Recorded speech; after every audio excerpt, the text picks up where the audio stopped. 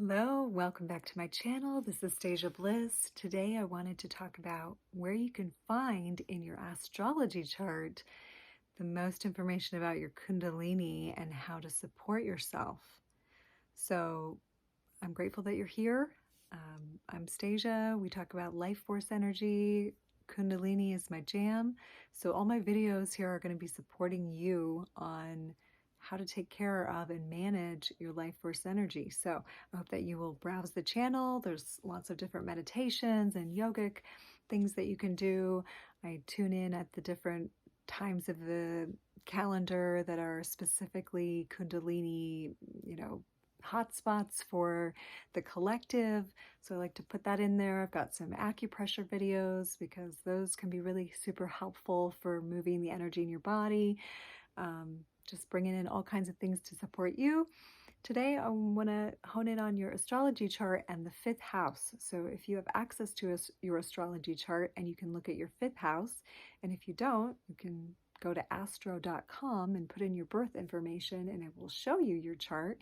And if you want help interpreting that, I do some of that as well. But let's talk about your Kundalini and your fifth house.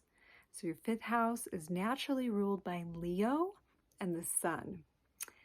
This is the life force entry, if you will. This says a lot about what stimulates your Kundalini, what feeds your Kundalini, what you need to do to really make sure you're supporting yourself and your life force energy, what things you should be bringing into your life to support yourself the most.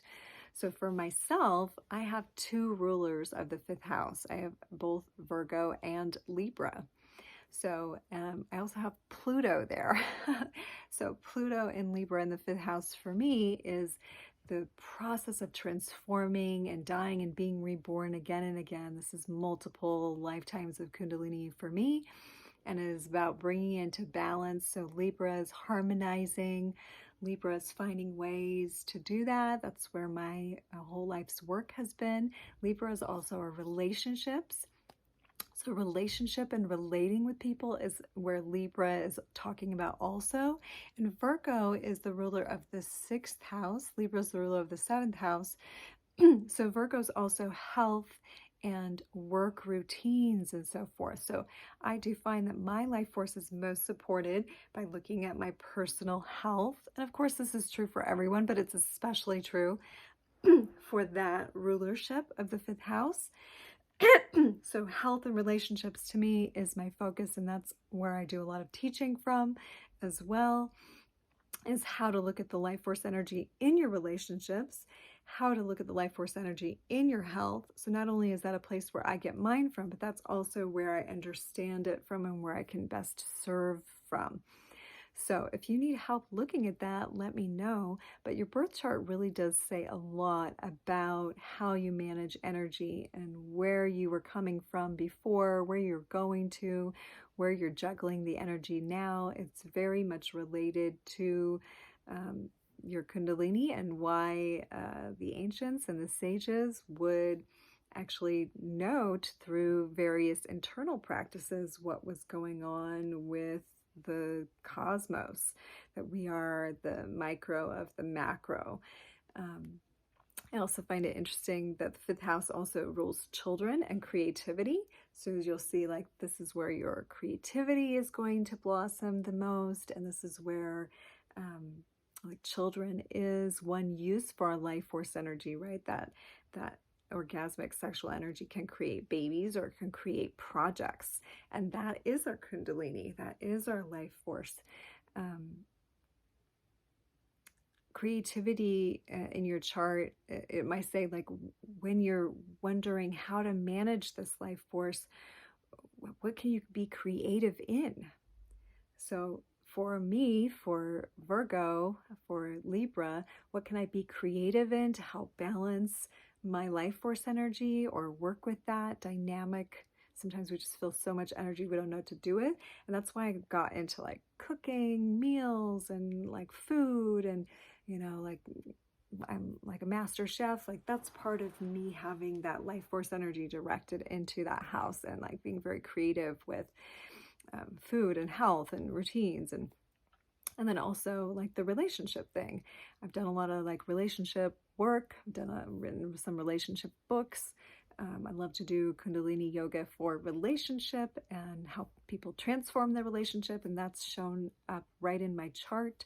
So that's why that's something that I can easily do, because I understand it and it shows up in my chart. So what can you easily do? What's in your chart? What's in your 5th house?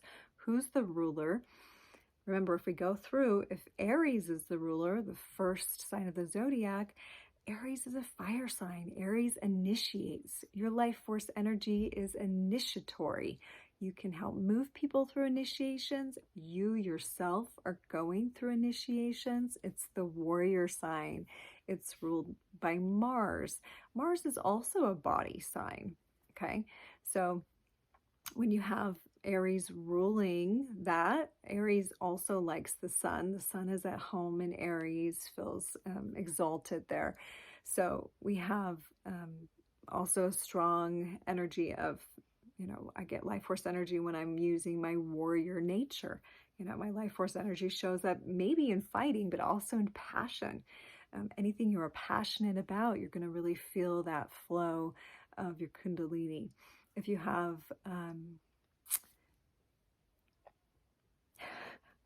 Taurus, sorry, I just like spaced the whole chart.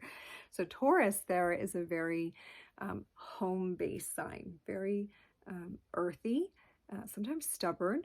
Your life force might feel a little stubborn. Venus rules Taurus. So Venus is the love energy. It is about values. Taurus rules money. So you might find your life force energy flows through your finances, or it wants to. So maybe it's stuck there, but if you do some life force energy work, you'll find your money stuff moving. Like when I work on relationship stuff, my flow moves. If I'm stagnant or I don't want to address it, it will affect me physically, right? So those signs. So if you don't address your life force energy, if you are not working on yourself in that way, it could show up as stuck finances if Taurus rules that house. If you have Gemini ruling your creativity and life force Kundalini house, then a lot of that is mental. It is communicative. Mercury rules, so anything to do with communication, travel, information, passing. You're going to really stimulate your life force energy in that way. And you might also be a communicator to help other people stimulate in that way or understand in that way. And if you don't communicate, you could be suppressing your life force energy too. So yeah, so it's really interesting. And we could go through the whole zodiac. If you have a specific question about it, you can always message me. I like to keep these daily videos kind of down below 10 minutes. Sometimes I'll do a long one, but just to give you some different perspectives on Kundalini in your life, because that's my jam. I'm the Kundalini queen. So thanks for joining me again, and I hope to see you next time. Namaste.